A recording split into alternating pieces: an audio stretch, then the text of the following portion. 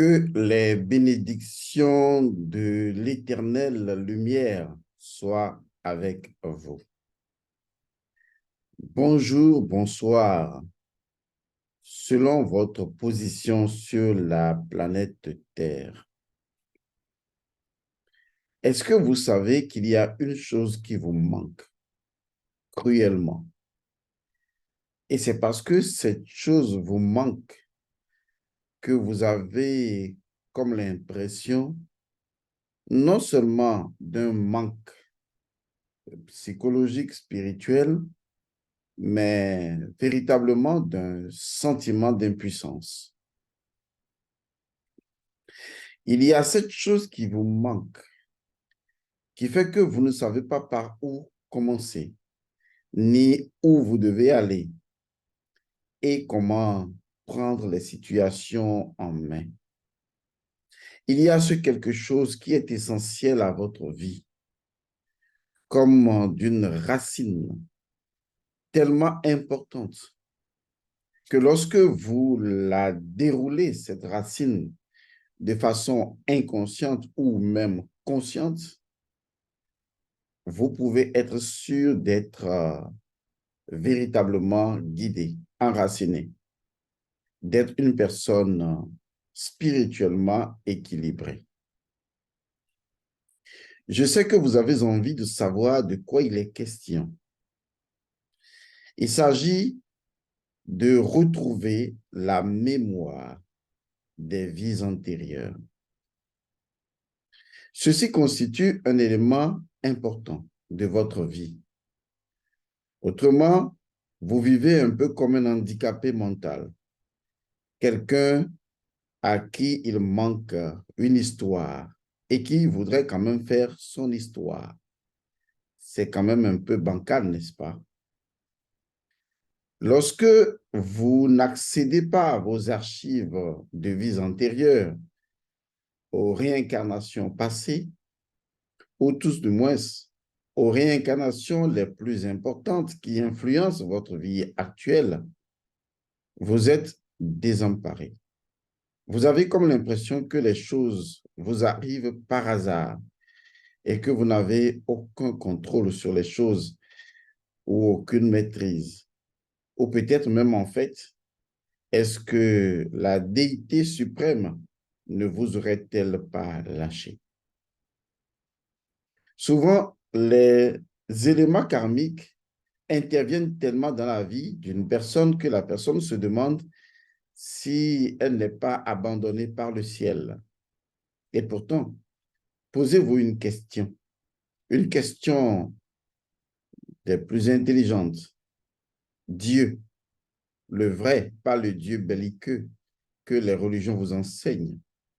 Le Dieu de nos ancêtres, pensez-vous, ne serait-ce qu'un seul instant, pourriez-vous supposer, ne serait-ce qu'un seul instant, que le Dieu de vos ancêtres pourrait vous abandonner? Ceci est mathématiquement, métaphysiquement, logiquement impossible. Parce que justement, nous sommes constitués de la lignée ancestrale, des mânes ancestrales qui codifient la nature même du Dieu de nos ancêtres. Et par conséquent, un Dieu belliqueux, d'une religion belliqueuse, guerrière, peut dire que vous n'irez pas dans le paradis de Dieu, ou que Dieu va vous rejeter, ou que Dieu va sélectionner. Laissez-leur ce Dieu belliqueux. Laissez-leur cette confusion. Laissez-leur cette incohérence spirituelle. Mais une chose est sûre, tant que vous avez des ancêtres, que vous en soyez conscient ou non, votre Dieu, le Dieu des ancêtres et des mânes ancestrales, il n'existe aucune équation possible et aucune possibilité d'équation qui puisse en un instant, d'une fraction intemporelle du temporel dans le temps, faire que Dieu puisse imaginablement ou inimaginablement vous abandonner. Oui, certes, vous pouvez abandonner le Dieu de vos ancêtres. Vous pouvez abandonner le Dieu qui est en vous, le Dieu véritable. Vous pouvez faire le choix de l'abandonner, même si en l'abandonnant, il est impossible que vous l'abandonniez. Mais vous vivrez cette illusion-là et cela vous fera souffrir. Mais s'il y a une chose qui est vraie, véritable, c'est que vous devez faire la différence entre le Dieu belliqueux que les religions vous enseignent et le véritable Dieu. Enfin, on reconnaît le Dieu belliqueux. Hein?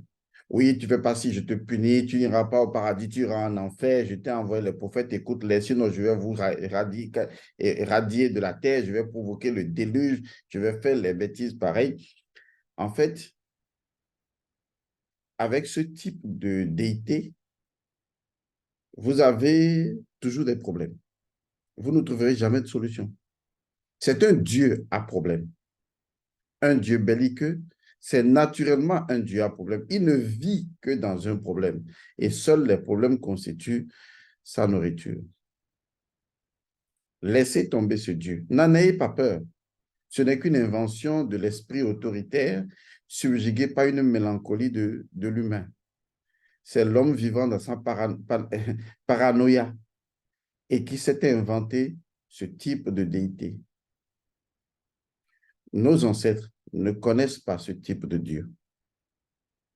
Alors, laissez-moi vous montrer un peu comment est-ce que vous allez, sans peur, retrouver la mémoire de vos vies passées.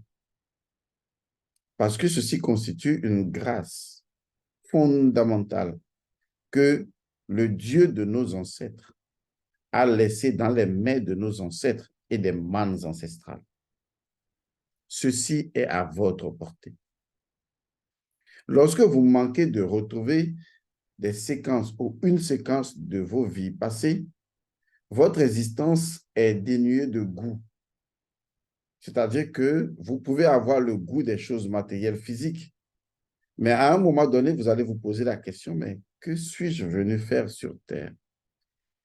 Et même si vous avez l'impression de faire quelque chose comme il faut, vous allez vous demander, mais est-ce que je me rappelle? C'est important.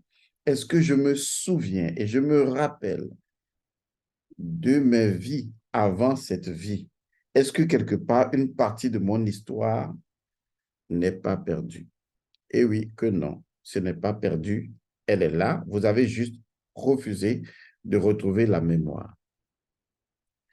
Alors, il existe effectivement des vies passées parce que nous sommes des êtres cosmiques. Nous sommes des êtres de l'éternité. Nous passons d'un cycle à un autre en changeant de forme. Mais notre histoire est laissée à un seul et unique endroit, dans ce que les métaphysiciens appellent les archives akashiques. Mais en fait, lorsqu'on parle des archives akashiques, ce n'est qu'un autre nom pour désigner cette substance dans laquelle vous vivez, qui vous façonne de façon générale. Il s'agit naturellement de votre sang. Le sang et les archives akashiques sont très liés ensemble. De toute façon, lorsque vous prenez votre sang actuel n'est pas le sang de vos réincarnations passées. Ça, on est d'accord.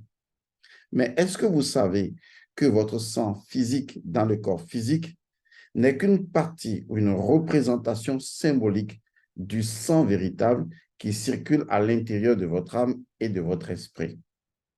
Parce que ce sang qui est à l'intérieur de votre âme, ce sang spirituel qui a donné naissance à votre sang physique, conserve toujours la mémoire de toutes vos expériences passées à travers les différents sangs que vous avez utilisés dans toutes les réincarnations passées. C'est comme si, en fait, au-delà du fait que vous pouvez, à chaque incarnation, changer de sang et changer de famille, il y a un fait. Votre sang de l'âme, votre sang spirituel, votre sang Osiris, puisque Osiris, c'est la nébris, c'est le sang, vous conservez toujours dans la mémoire de votre sang spirituel, toutes vos réincarnations passées. Ah donc, où est-ce que je vous conduis en fait? Je voudrais simplement vous ouvrir les yeux pour vous montrer le chemin direct par lequel vous pouvez accéder à vos incarnations passées, naturellement à travers le sang.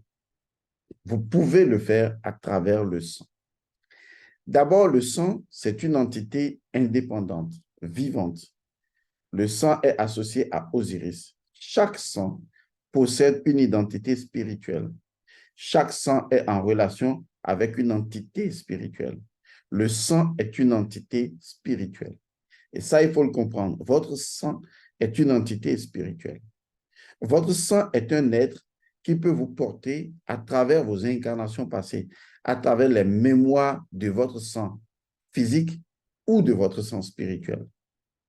Ça veut dire qu'à travers mon sang, je peux me souvenir de qui j'étais dans une vie passée. Vous allez me dire, mais le sang que j'ai là, c'est le sang de mes parents actuels.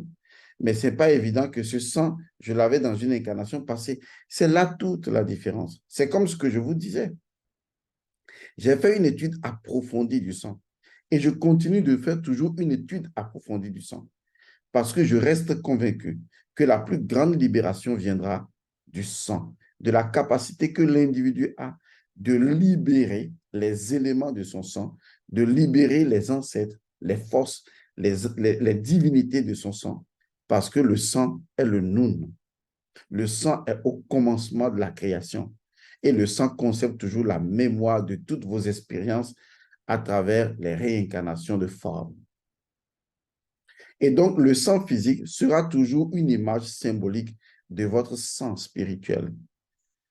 Et quel que soit le sang de la famille dans laquelle vous vous retrouvez, vous pouvez à travers ce portail de sang remonter dans vos vies antérieures.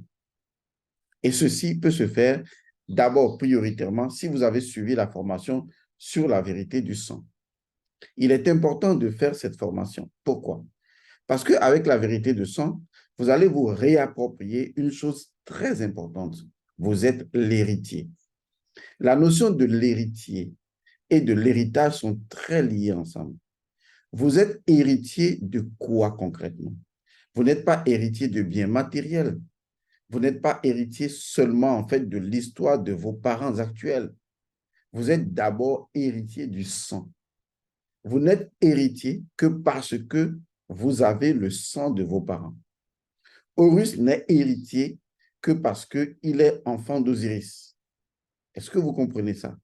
Donc, c'est ce qui lui confère, par légitimité, c'est ce qui lui confère le droit de gouverner.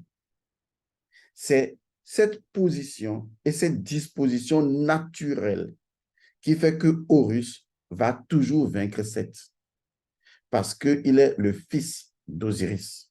Le lien du sang est le lien royal.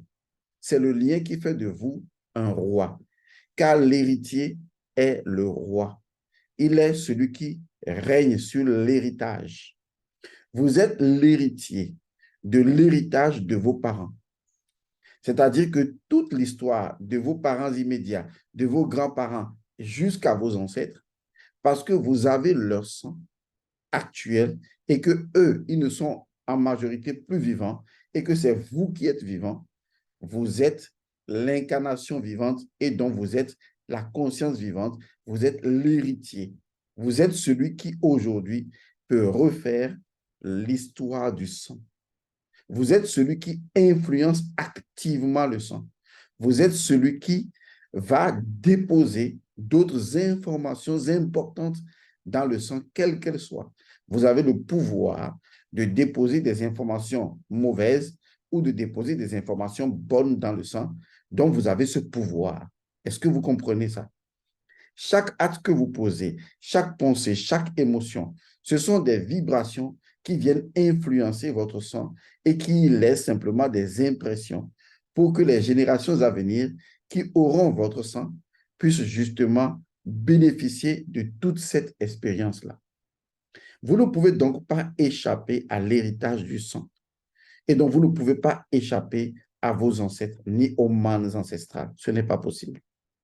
C'est la raison pour laquelle votre première étape devrait être d'étudier vraiment la vérité du sang, de comprendre le sang, de connaître le sang, de savoir ce que c'est que le sang et surtout de connaître quel est le nom secret du sang, l'entité spirituelle du sang. Une fois que vous arrivez à réussir la vérité du sang, à comprendre que vous êtes l'héritier, que l'héritier a le droit, a le pouvoir d'exercer son autorité sur le sang, et que vous comprenez qu'en fait, le sang est toujours le Nun, c'est-à-dire le Nil, et que le sang contient toutes les entités les plus incroyables au commencement de toutes choses, et que le sang est Osiris, et que le sang peut tout recréer à partir de zéro. C'est l'océan primordial. Il faut lire le livre La vérité du sang et étudier la formation que j'ai ouverte à ce niveau intitulée La vérité du sang. Vous verrez qu'en réalité, vous êtes dépositaire, vous êtes héritier d'un pouvoir incroyable, extraordinaire. Parce que vous devez vous familiariser avec votre sang. Vous devez créer une conscience de votre sang. Vous devez être conscient de votre sang et vous devez échanger avec votre sang. Vous devez discuter avec votre sang. Vous devez pénétrer avec conscience l'énergie spirituelle de votre sang pour que votre sang s'active et renaisse dans une forme de relation avec vous. Parce que ce qui se fait, là où se trouve l'erreur, les gens estiment qu'ils ont le sang et puis c'est tout. Le sang circule en vous. C'est le cœur qui fait circuler le sang. Vous comprenez donc que le sang a de base un mouvement naturellement inconscient et que le sang circule de façon automatique. Et comme le sang fait partie de cet automatisme-là, en réalité, il ne vous appartient pas vraiment. Pour que le sang et les forces, pouvoirs et puissances du sang vous appartiennent, vous devez obligatoirement entrer consciemment dans le sang. Vous approprier consciemment le sang. De telle sorte que le sang, eh bien, devient conscient de vous. Ceci repose sur un principe simple. Lorsque vous êtes conscient d'une chose, la chose elle-même prend conscience de vous. C'est ce qu'on appelle l'interaction magique. À partir du moment où vous commencez à prendre conscience de votre sang, le sang également prend conscience de vous. Et votre interaction devient une interaction magique. Ça veut dire que vous pouvez appeler l'entité, le principe premier de votre sang. Vous pouvez discuter avec votre sang. Vous pouvez remonter dans les mémoires ancestrales de votre sang et au-delà de ces mémoires. Le sang est donc un portail vers toutes les dimensions infinies et illimitées. Tout ce que vous avez à faire, c'est de commencer forcément par la formation sur la vérité du sang pour comprendre ce qu'est le sang et pour consciemment entrer dans le liquide sanguin. Le sang ne sera plus considéré comme un simple liquide. Le sang sera justement Osiris. Le sang sera justement une entité vivante, un principe premier dont vous allez en être absolument l'héritier. Jusque-là, c'est clair. Ce que vous devez savoir du sang, c'est qu'il est impossible de dissocier le sang des vibrations infinies et illimitées que constitue le Nun. Or, qu'est-ce que les vibrations du Nun? Puisque le Nun, ce n'est pas vraiment du liquide, c'est l'ensemble des vibrations, des énergies. On parle du Nun, on parle d'énergie, on parle de fluide universel, de fluide énergétique. La caractéristique fondamentale du Nun, c'est que chaque vibration du Nun est le Nun. En réalité, ce que je veux c'est ça qu'on appelle le chaos divin. Là où je voudrais vous conduire et qui est vraiment important, c'est qu'une vibration est une dimension. Est-ce que vous comprenez cela? Une vibration est un champ dimensionnel. Or, le Nun, qui est l'océan primordial, eh bien, génère une infinité de vibrations aussi différentes les unes des autres et chaque vibration est en même temps le Nun. Ce qui veut dire qu'en fait, à travers le sang, vous pouvez voyager d'une dimension à une autre dimension. Donc, le concept de voyage est indissociable de l'énergie, indissociable surtout de vibration. car le voyage induit un changement vibratoire. Je passe d'un champ vibratoire à un autre champ vibratoire. C'est tout simplement ça le voyage. Pour nous, certes, nous quittons un pays pour aller dans un autre pays, mais c'est ce que nous constatons physiquement. Mais au niveau électromagnétique, nous quittons un champ vibratoire pour intégrer un autre champ vibratoire. Ça veut dire qu'en fait, le sang détient la totalité des champs vibratoires et donc des champs d'énergie et naturellement des dimensions. Ce qui veut dire que je peux voyager dans le sang, à travers le sang, par le sang, dans n'importe quelle dimension, dans n'importe quel univers. Et donc, avec mon sang, je peux entrer dans le monde astral.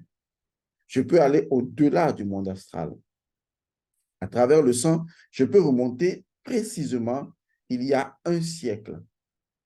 À travers mon sang, selon le cycle du sang, parce que le sang également a un cycle bien défini, je peux remonter d'il y a 200 ans. À travers mon sang, je peux remonter il y a 500 ans. Mon sang peut me faire voyager d'une incarnation à une autre incarnation. En fait, le sang symbolique, bien sûr, puisque le sang physique n'est que la représentation du véritable sang, à travers ce sang symbolique, je peux me connecter à l'entité spirituelle de mon sang et demander à l'entité spirituelle de mon sang de me porter dans un champ d'énergie particulier, c'est-à-dire dans une incarnation particulière. Et donc, je peux remonter il y a 1200 ans, je peux remonter il y a 3000 ans, je peux remonter il y a 5000 ans, je peux remonter encore et encore et encore. Ceci à travers le sang. Tout ce que j'ai à faire, c'est de définir un élément important qu'on appelle tout simplement l'indice temporel. L'indice temporel, c'est lorsque j'ai fini la vérité du sang, la formation, et que je suis habitué à mon sang, et que maintenant je fais un rituel pour appeler l'entité spirituelle de mon sang, puisque vous devez trouver en dehors du nom secret du sang le nom secret de votre sang, et que vous pouvez appeler l'entité spirituelle de votre sang. C'est à vous maintenant de définir l'indice temporel. Alors, comment est-ce que moi j'y arrive? Parce que ceci constitue un grand secret. J'y arrive tout simplement en utilisant ce que j'appelle le cycle du sang. Pour moi, chaque cycle du sang, je peux le définir, hein, il y a un cycle de base. Le cycle de base du sang, c'est naturellement 42 ans. D'accord? À savoir 1260. C'est basé sur 1260 jours, 42 mois, 40, mais je commence par 42 ans. D'accord? Et donc, je peux remonter avec l'indice, cet indice du sang, qui est le plus bas d'ailleurs, je peux remonter dans les mémoires ancestrales. Ça veut dire qu'en prenant l'indice de 42 ans, qui correspond à un tracé que je fais sur, disons, un papier ou sur un mouchoir, un tracé de mon sang d'ailleurs, qui représente, chaque tracé représente cet indice temporel-là, parce que c'est un accord, un rituel d'accord que j'établis avec mon sang et avec l'entité de mon sang, puisque un indice correspond à 42 ans, je notifie simplement à mon sang que cet indice-là représente justement l'indice le plus basique, c'est-à-dire 42 ans. Ça veut dire que si je trace 1, 2, 3, 4 indices, je remonte dans le temps de 42 ans fois 4.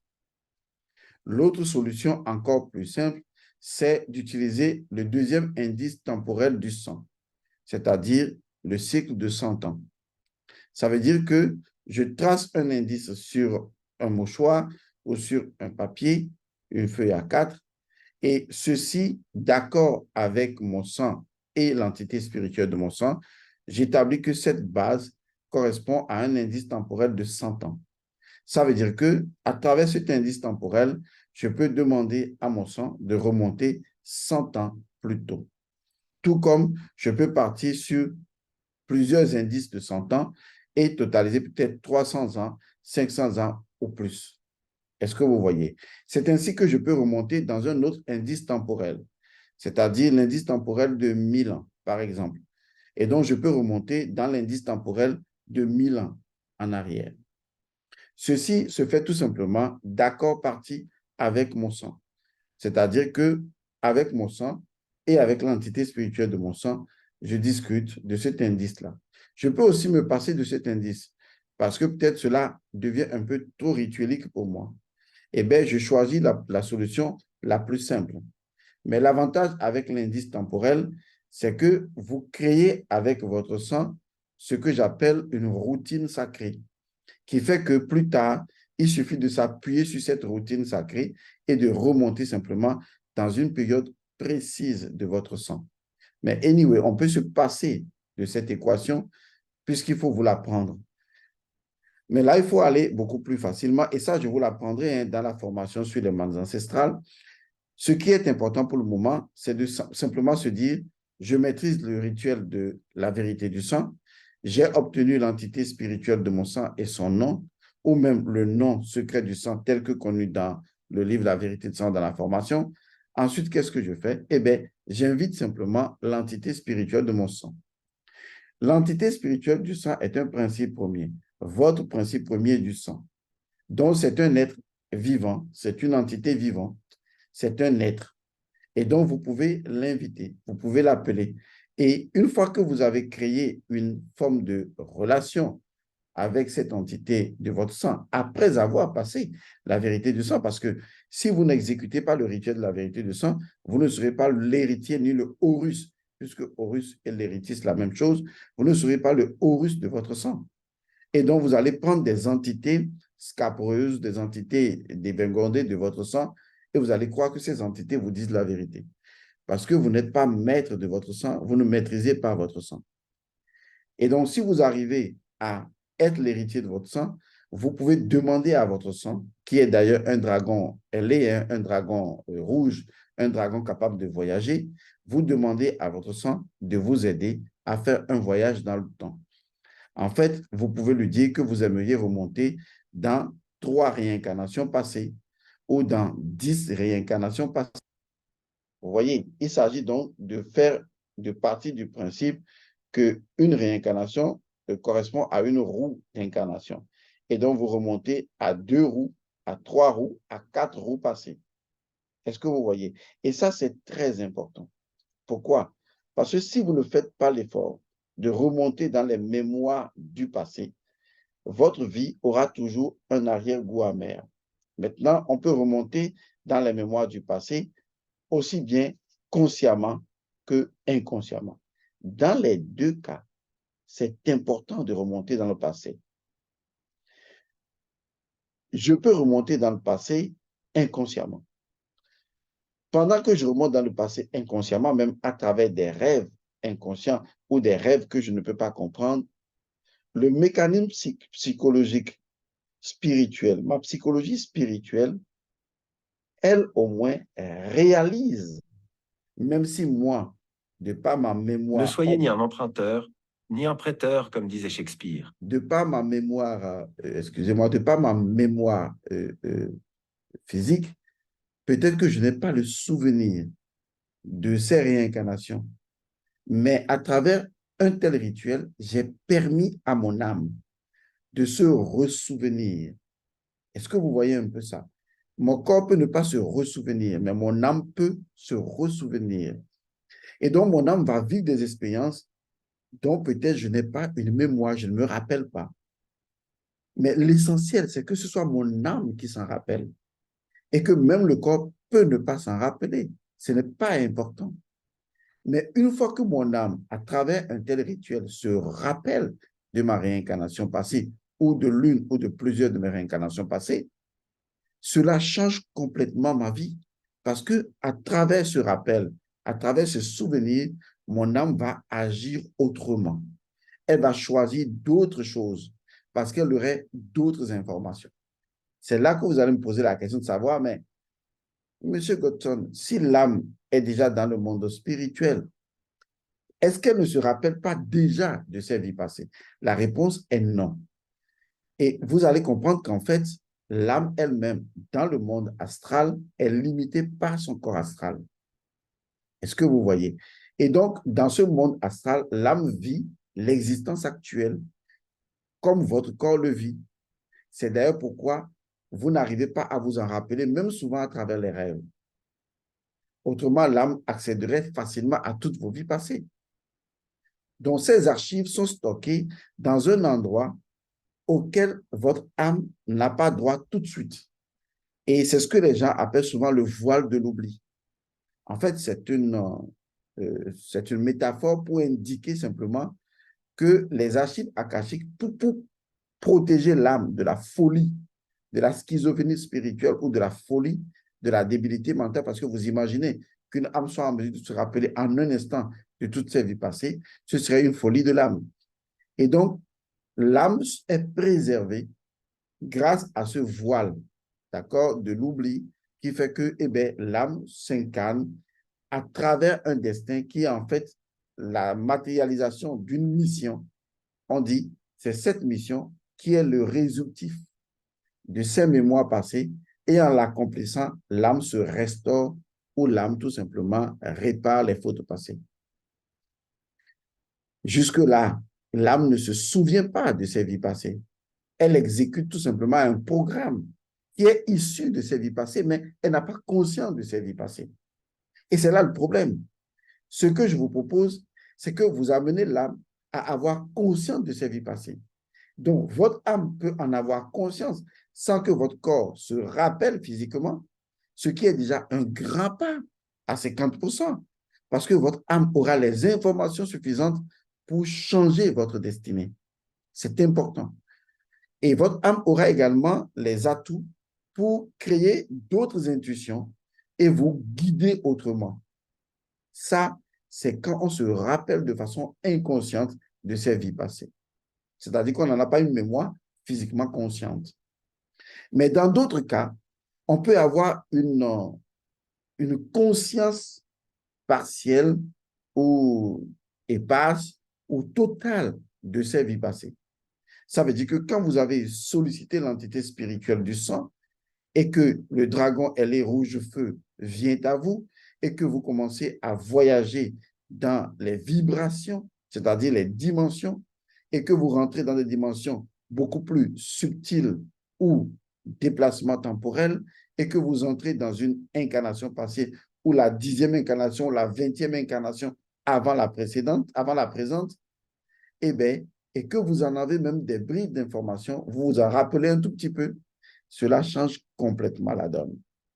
Parce qu'en ce moment, votre âme se retrouve non plus à exécuter un programme de façon inconsciente, mais cette fois-ci à en avoir la pleine conscience. Ça lui permet d'être plus forte et ça vous permet d'être également plus fort.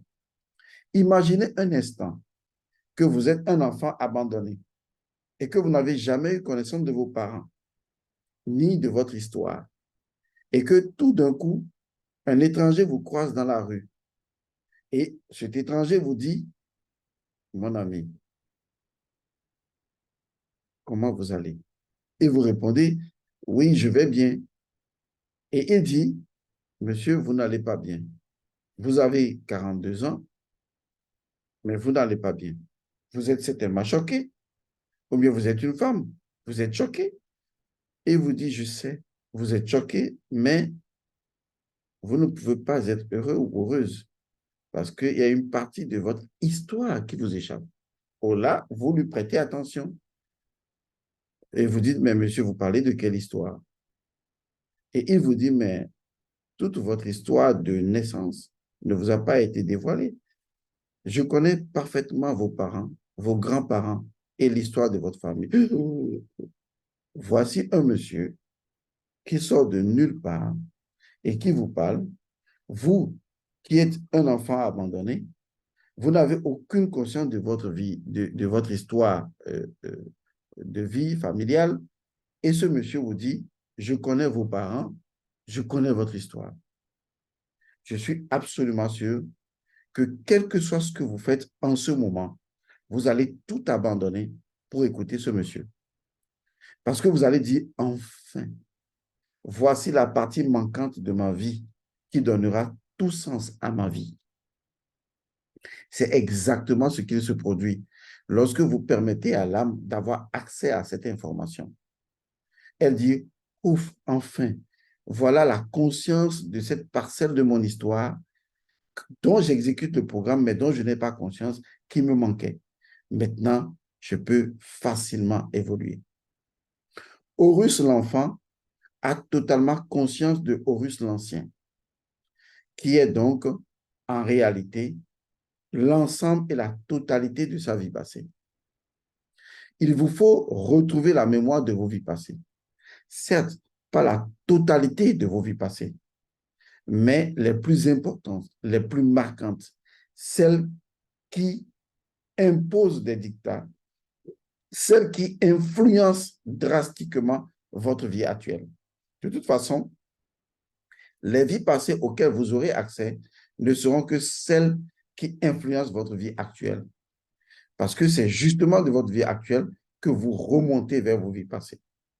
Laissez-moi vous dire que le sang est un véritable vecteur. Le sang est un voyageur. Le sang peut vous ouvrir des portails incroyables pour voyager d'une incarnation à une autre incarnation. Première étape, faites la vérité du sang, formation, lisez le livre La vérité du sang, vous connaîtrez le sang. Le principe premier du sang est le nom du sang. C'est important.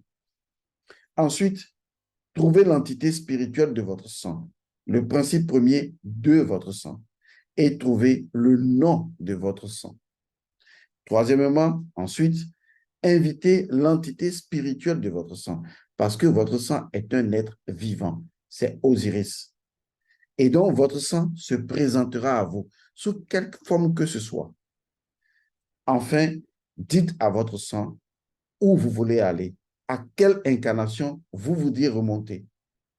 Et que même si vous ne vous en souvenez pas, mais que vous laissez votre sang, l'entité vivante de votre sang vous y conduire, votre âme, elle, fera l'expérience et cela changera énormément beaucoup de choses dans votre vie. Retrouver sa mémoire, c'est retrouver son identité. Je vous offre cette capsule et je vous invite, vous qui êtes dans la vérité du sang, à faire cette expérience en 4 étapes, cette expérience incroyable. Et vous verrez que le sang peut vous faire voyager plus loin que vous n'avez jamais été. Le sang peut vous permettre de visiter n'importe quelle planète, n'importe quelle étoile, n'importe quelle galaxie. Parce que votre sang n'est pas seulement du sang. Votre sang est du sang. Et votre sang n'est pas du sang. Votre sang est quelque chose d'incroyablement universel. Votre sang est symboliquement le Nun. Et ce Nun personnel, vous pouvez en faire des choses incroyables. J'ai découvert plusieurs secrets du sang. D'ailleurs, la plupart des gens qui ne réussissent pas dans leur vie, malgré que ces gens ont eu des coachs, ont tout fait dans leur vie, ces gens ne réussissent toujours pas parce que justement, ces gens ne savent pas que le premier élément qu'il faut maîtriser, c'est son propre sang. C'est ce qu'on appelle dans la religion chrétienne, dans le mystère de Jésus-Christ, ou je vais dire plutôt dans le mystère de l'ère du Verseau, c'est ce qu'on appelle tout simplement l'Eucharistie. Ici, il ne s'agit pas de manger le corps de Jésus-Christ et de boire le sang de Jésus-Christ. Il s'agit ici de manger de son sang et de boire de son sang. Je dis bien manger de son sang et de boire de son sang. Pour la première fois, vous allez comprendre que une fois que vous créez cette interaction avec votre sang, c'est en mémoire de tout ce que vous avez été que vous le faites. Imaginez un seul instant que vous commencez donc à faire le rituel de l'Eucharistie de votre propre sang en mémoire de toutes vos vies passées et que vous le faites vraiment et que vous le buvez vraiment et que vous invitez l'entité spirituelle du sang à vous faire voyager dans des univers les plus incroyables. Est-ce que vous pensez que c'est chose impossible? Vous serez étonné de ce qui va suivre après. Et une fois dit en passant, pourquoi ne remplaceriez-vous pas dans la prière Notre Père qui est aux cieux qu'on vous a enseigné, pourquoi ne remplaceriez-vous pas cela par le sang? Pourquoi ne pas commencer une prière aussi simple comme par exemple Notre sang qui est aux cieux, mon sang qui est aux cieux, que ton nom soit sanctifié, que ton règne vienne, que ta volonté soit faite sur terre comme elle est faite au ciel. Toujours le sang, hein? Que ta volonté soit faite sur terre qu'elle est faite comme elle est faite au ciel. Et quand vous maîtrisez, c'est un exemple que je vous donne parmi tant d'autres, le Notre Père, mais c'est plutôt le Notre sang, et que vous dites, mon sang qui est aux cieux, que ton nom soit sanctifié, que ton règne arrive, que ta volonté soit faite sur terre comme elle est faite au ciel. Donne-nous ici, maintenant, notre pain quotidien. Pardonne-nous, pardonne-moi mes offenses, comme je pardonne à toutes les forces qui sont à l'intérieur de ce sang. Que toutes les puissances soient soumises à moi et ne me soumettent pas à la tentation, mais qu'à travers le sang et les forces, pouvoir et puissance de mon sang, je sois délivré. Est-ce que vous n'imaginez pas qu'une telle prière pourrait peut-être vous aider? En fait, c'est une façon de penser. Je ne vous y oblige pas, mais je voudrais créer une crise de conscience en vous pour vous amener à savoir comment parler avec votre sang, communiquer, communier avec votre sang. Tout ce que je viens de vous dire, votre sang le sait et sait que c'est vrai. Et quand vous allez commencer, votre sang vous étonnera. La véritable libération, c'est quand vous allez communier avec votre propre sang. Car la communion, c'est l'éveil spirituel. Je vous remercie d'avoir suivi donc cette capsule sur le sang. Comment, avec le sang, remonter à ses vies antérieures et faites simplement l'expérience. Mais je conseille ceci à toutes les personnes uniquement qui ont fait la formation sur la vérité du sang, parce que c'est après avoir fait le rituel de la vérité du sang et avoir maîtrisé les incantations, parce que vous en aurez besoin. Au cours d'un voyage, par exemple, vous auriez besoin de réaffirmer un certain positionnement. Il y a tellement de mystères du sang que je vais vous révéler. Et vous verrez que c'est dans le sang que vous allez libérer vos ancêtres, mais c'est à travers le sang que vous allez également vous libérer et libérer votre futur. Je vous remercie et je vous retrouve dans une autre capsule.